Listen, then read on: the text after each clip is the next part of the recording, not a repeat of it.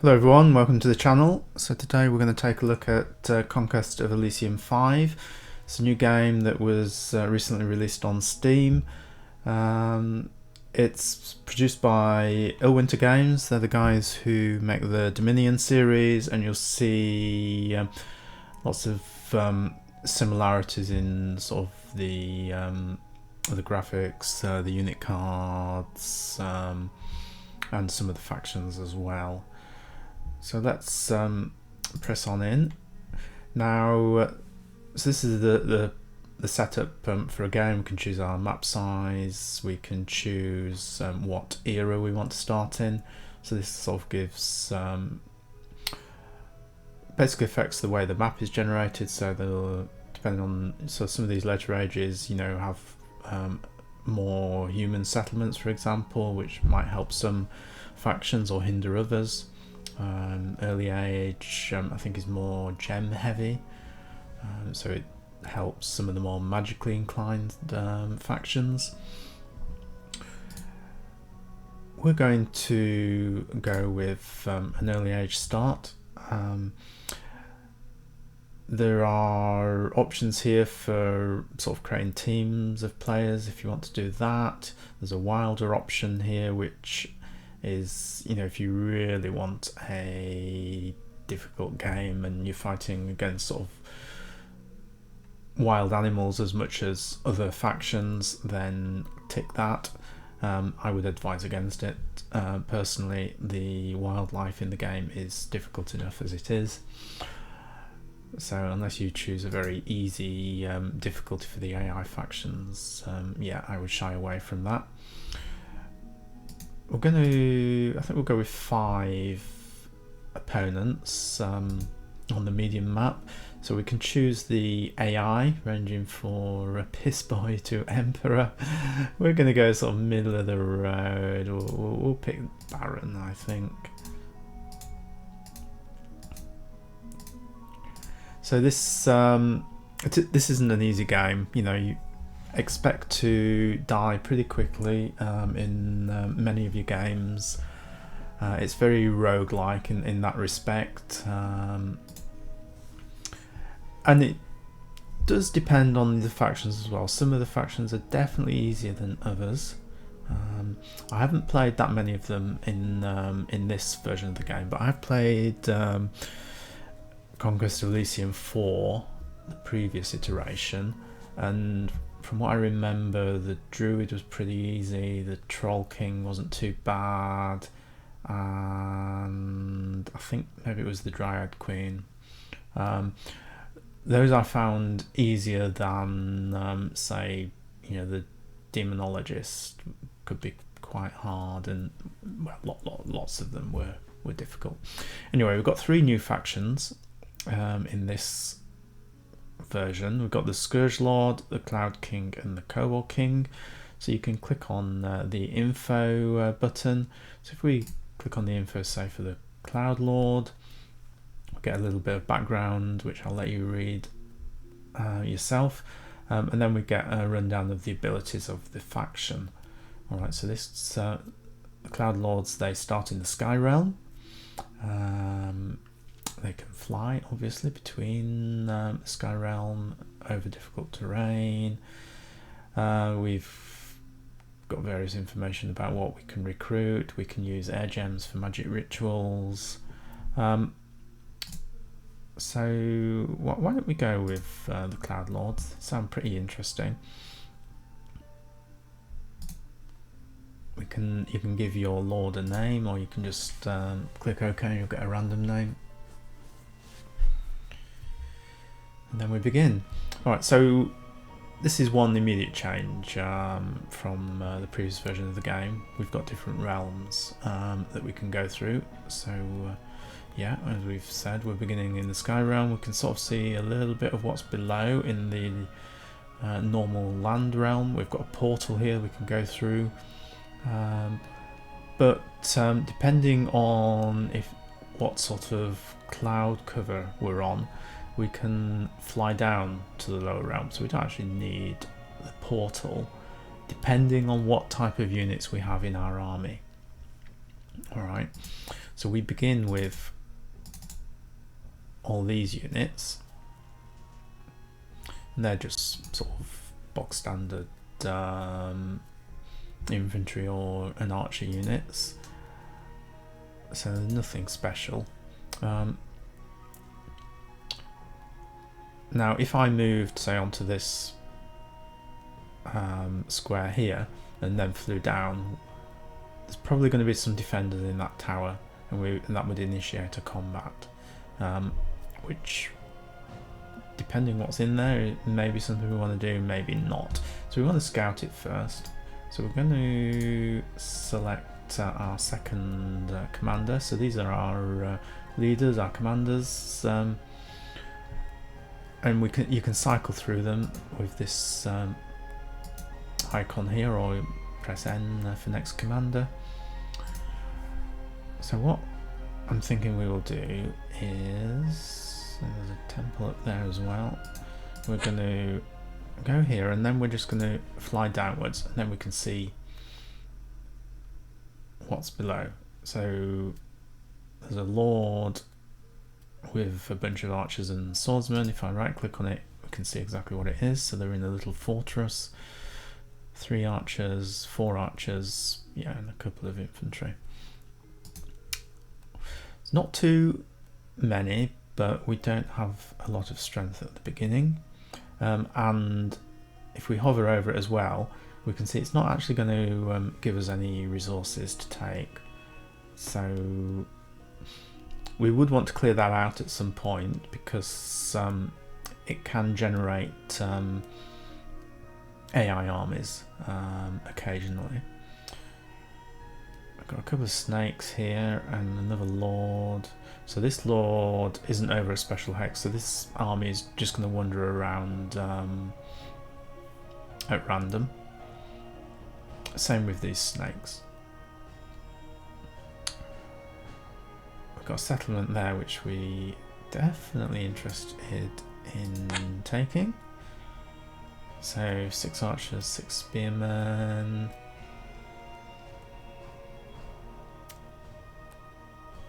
Let's just have a quick look at the temple. Okay, there's a Hydra protecting that. And again, but that's if we just swap realms, we can see that that temple isn't going to help us.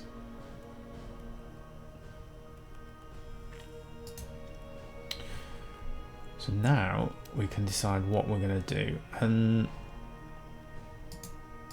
what I'm thinking is, let's have another look at that village. Yeah, so that's going to give us an extra 3 gold income, effectively doubling our income. So I want to take that. However, I can't take it this turn. We're just going to fly over it. Now you've got, if you can sort of make out the map, we've got this darker cloud, and then we've got lighter cloud, and then you've got, actually no, that's not lighter cloud, that's tundra underneath. So anyway, if you're standing on this dark cloud, you're going to stay in the sky. If you fly out into where there isn't any cloud, then you can automatically fly down sometimes. I'm not quite sure what the formula, if it's a number of turns that you spend in the sky, then you fly down, or if it's just random, but it's something to bear in mind. So at the end of this turn, potentially it might just automatically descend us to the lower realm. Now that's something to be particularly aware of if you're flying over water, because if we end the turn over water, we can fly over water, but if we end the turn on water, our units will drown, because they're not water breathing, they're not amphibian. Alright, so we're going to end the turn. All battles happen at the end of the turn, so we're still in the sky. So we are going to, actually, let's move the other unit first. We're going to use this one for exploring. We're going to fly down there, and then we're going to fly upwards. So we get a slightly better range view when we're up in the sky plane. Right, there's another village there, so what we could do is move there, descend, and this one is undefended, so we're going to take that.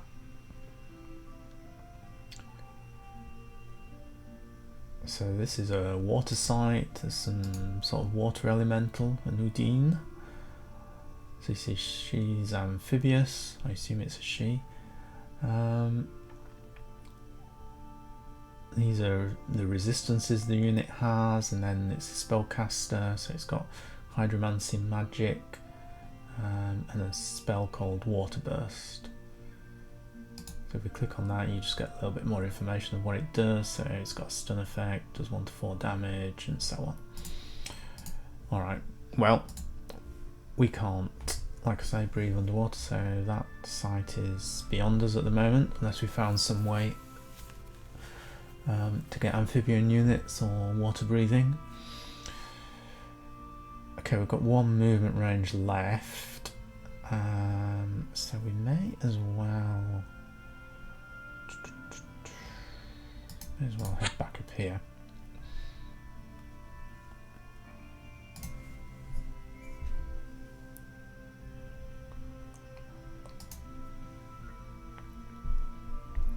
Now, notice a little cart in the icon over that village. That means it's giving us 1 trade point. So if we click on the cart here, we can trade for resources. We don't have any iron income, so if we click that, so this is saying we could buy about 12 iron a turn for 12 gold. However, you are limited by your trade point, so in fact we can only buy 1 iron a turn. We're going to do that because some of our units, these Dawn Guard, Dusk Guard, do require iron. However, they require emeralds and sapphires as well, which we don't have any of. So yeah, second thoughts, we won't bother trading at the moment.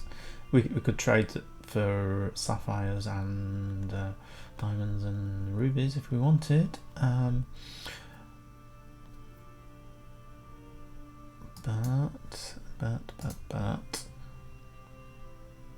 so I'm just thinking about it. So of these 2 units, the Dusk Guard are the better. So they've got 2 armor, 7 hit points, 5 strength. The Dawn Guard only have 1 armor. Otherwise, apart from that, they're the same. They do 1 to 6 damage. What do the Dusk Guards do? So Dusk Guards have got 1 to 5 with a short sword, but they've also got a second attack with a dagger. So they're better. Armor makes a big difference to survivability. So maybe we will trade for emeralds. Why don't we do that? Although they cost 20 gold. No, we can't really afford it. No, we'll just leave trade for the moment. Alright, so we're going to fight these guys. This is going to be a little bit tricky, but we'll see how we get on. Because it's a tricky fight, I'm going to fly downwards and join the fray with him as well. If we lose this, we lose the game. Because we need to have, you've got to have a commander. So there's 2 situations where you lose. One is if you lose all your commanders, the other is if you lose all of your primary settlements. And by that I mean the ones with the crown symbol on them. And they're the locations where you can recruit from. So we can only recruit from the Cloud Palace at the moment. Alright, let's end the turn and see what happens.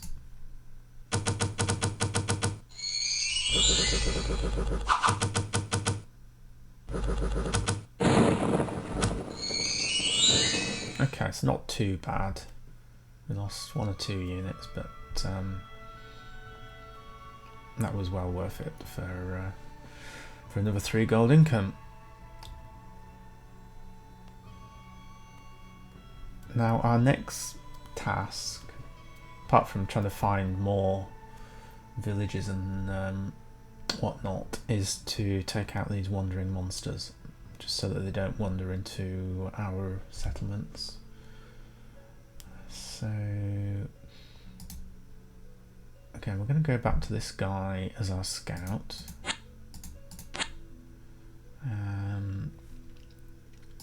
Yeah, get back up into the Sky Realm, and I think we'll take these two snakes out first.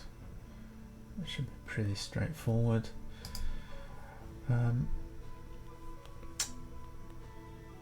So I just right-clicked on the Lord there just to view his unit card to see what he can do. So he's level 2 Stormcaster. These are the spells he can cast. He can memorize 3, so he's got 4 to choose from. So shock, that's an area of effect, 1 to 6 damage, range of 6, that's pretty good. It's a level 1 spell, and then you've got 2 level 2 spells here. So Thunderstrike, so that's just area of effect 1, armor negating, does a lot of damage though.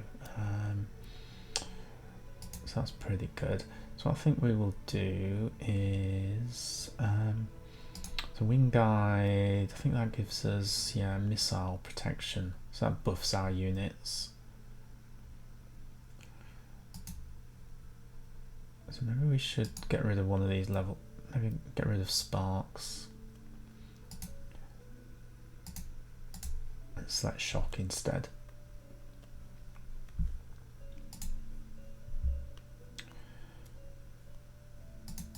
And then we'll move. Okay, so we had enough forces that we just overran those, we just beat those automatically. So if there's only 1 or 2 enemies, that can happen, which is pretty good. Let's fly that. Okay, so Ancient Forests, so that's got quite a lot of units. Ancient Forests are a monster lair. So I think if we, so if you press the I key, that'll, whilst hovering over it, it'll give you more information on it. Tells us it's a lair. What that means is it will periodically generate monsters, which will then appear as wandering creatures, like these snails and whatnot. So you do want to take them out just to nullify that. However, that's very well defended, 17 units, so we're not going to do that yet. And with that, we will press on.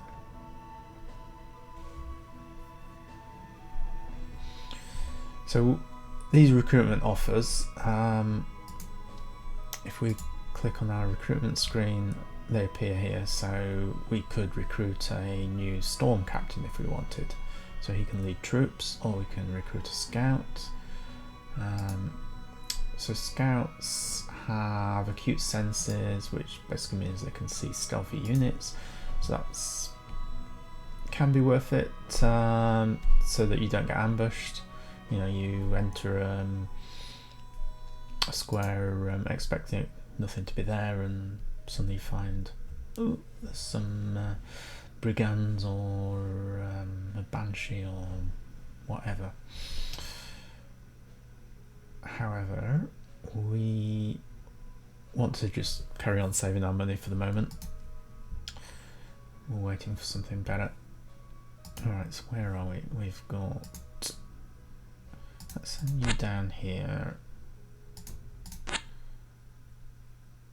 Okay, just going to go back up to the Sky Realm, have a look at what we found here. Right, so we found the Sky Hamlet, gives us an extra gold, only a storm captain and a spearman defending, so pretty weak.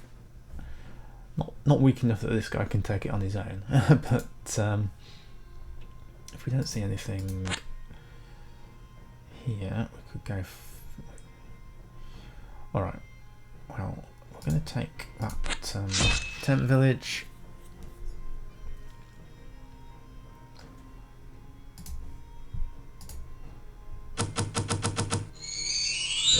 Okay, nice easy fight.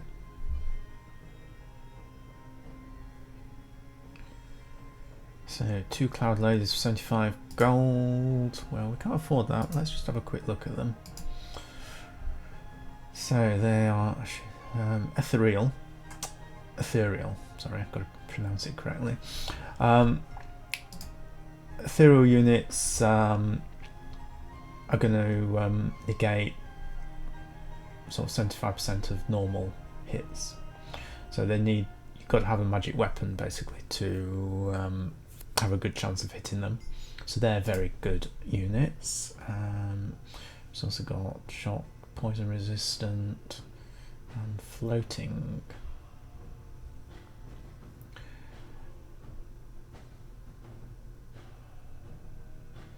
So she's got a special wind attack, area of effect 3. So area of effect spells are always good, but pretty weak, you know. If she does get hit, she's not going to last long. And she's very expensive. We can't afford anyway. So these cloud folk, so we can always recruit cloud folk archers, cloud folk soldiers. So they're also ethereal. So they can be very good to buy once you've got better income than we've got at the moment. I mean, we're getting better now at +8. We're in the middle of winter as well, so you earn less money in winter, more money in autumn and summer. I think we are going to take out these giant snails. Ooh, you've got a vampire there. Want to avoid that. And no idea what these are. Right, so these are stationary. So if we just press the I key, that gives an iron income, so that would be worth taking for us. Anyway, we're going to get rid of the snails first, and we'll fly along here. So we took this iron bog. So I'm pretty sure that was one of the occasions where we automatically just flew down. Which can be a bit dangerous, because if there was something in the square below, you're going to initiate a combat. Oh, very nice. A rainbow. Oh no! Alright, so that's classic what I was talking about before. There's some hidden unit there, we didn't know it was there, and it's probably going to kill our commander. Well, nothing for it, we've got to end the turn. Yeah, we're going to die. What are...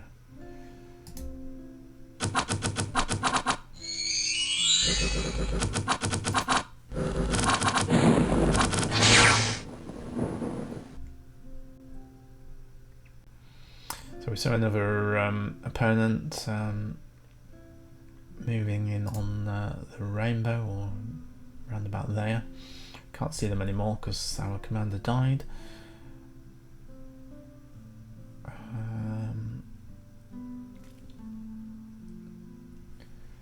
Let's have a look at recruitment. So how are we doing?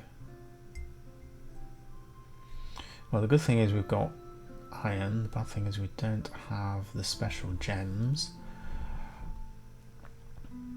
Our best unit of these guys are the ice clad, so they've got 2 armor, so they're you know, decent strength. Then you basically want to get a mix of sort of frontline infantry like the ice clads and archers. So either our Aria archers or the Cloudfolk archers. Cloudfolk though can't fly, so that's the thing to bear in mind with those guys. However, they've got the ethereal bonus, which makes them very good.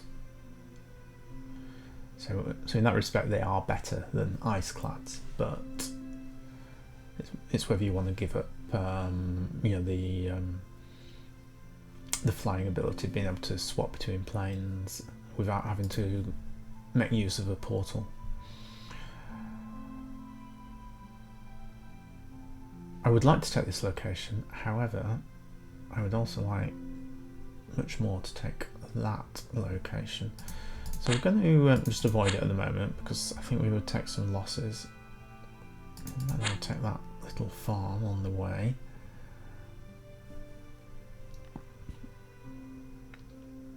And what we might do now is start buying emeralds.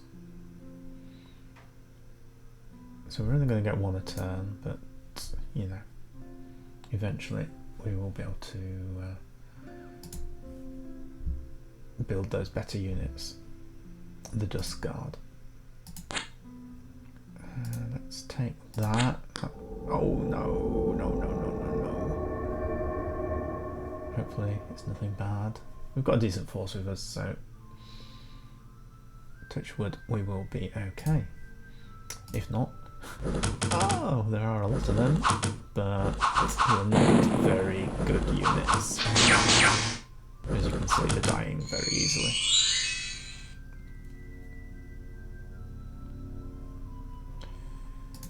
Now the reason I wanted to take that was simply because it is a monster lair, and that will stop any more units generated from there if we own it. However, it's not given us ownership of it.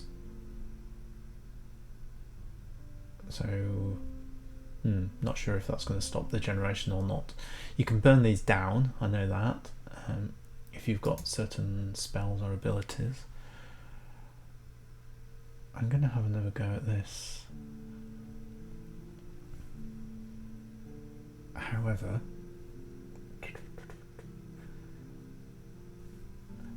so what I was just wondering was, we've got magic that we can cast using our diamond gems. However, we need 25 to summon something, so we don't have enough to do that. This lesser ritual mastery, that would just grant us a new first level spell, which we're not going to do. Alright, we're going to go for it. And this could end our game, or it could set us up. Alright, so let's just pause it and have a look what these guys are. So, Displacer Beasts. So they've got Stealth, Displaced. So displaced units seem to be at a slightly different location than it really is. The effect provides great protection from ranged attacks. Okay, only slight protection from melee attacks. So they've got lots of different attacks. They are fast. Well, let's see how we get on. Oh, that is bad. Yeah. Lesson learnt, you don't want to fight those unless you've got overwhelming odds, and we didn't. So yeah, that is the end of our game. We can click on reveal map, and then you can see everything. So you've got a couple of AI factions down here. Another one here.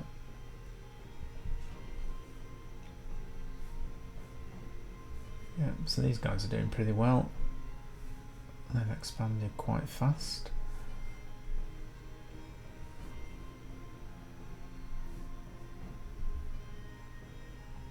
So there's some sort of settlement there that looks to be in flames. I'm not sure what faction the green ones are. So you can... Okay, so that's the Senator. So that's sort of the Roman type faction. And in fact, you know, we can see all the legionaries here.